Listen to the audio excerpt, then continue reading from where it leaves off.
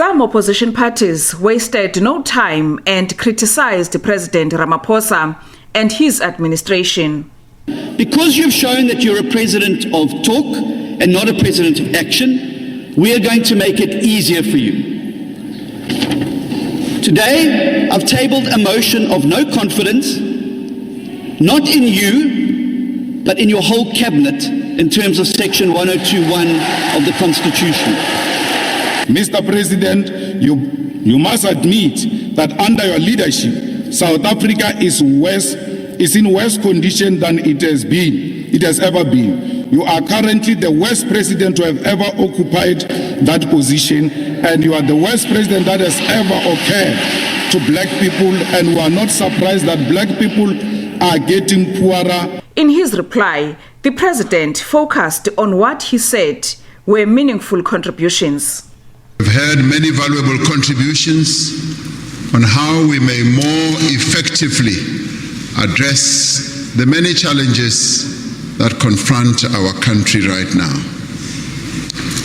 But we also heard a lot of vitriol.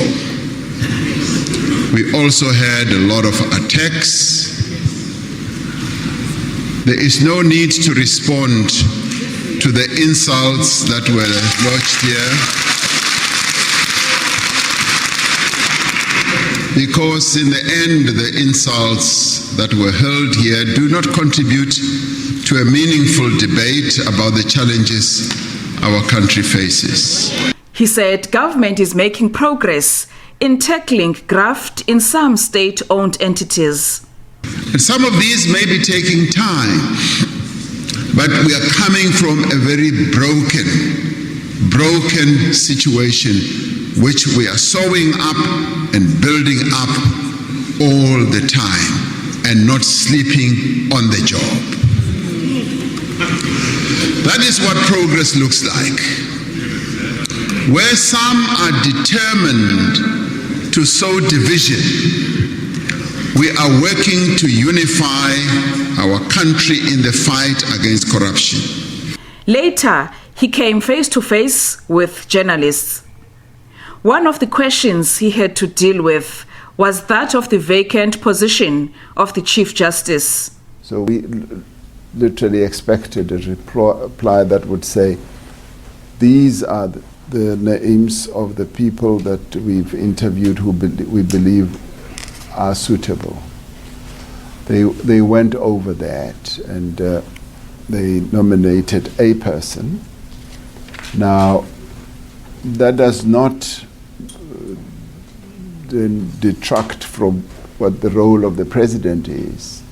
The president's role still remains that the president has the authority and the power in the end, after the various consultations with the JSC as well as the parties, to appoint a Chief Justice. That's where we are now. In what appeared as a political victory for the president, Scopa finally resolved not to call him to appear before it to clarify his remarks in a leaked recording that public funds were used in internal ANC campaigns. This after ANC MPs in the committee outvoted the opposition's call by 6 votes to 4. Ramaphosa had earlier indicated his willingness to appear before Scopa if called. If they ask me to come, will I go? Yes, of course. I will not wait to be summoned. Scopa is an important body of our parliamentary architecture. They want even a sitting president to go.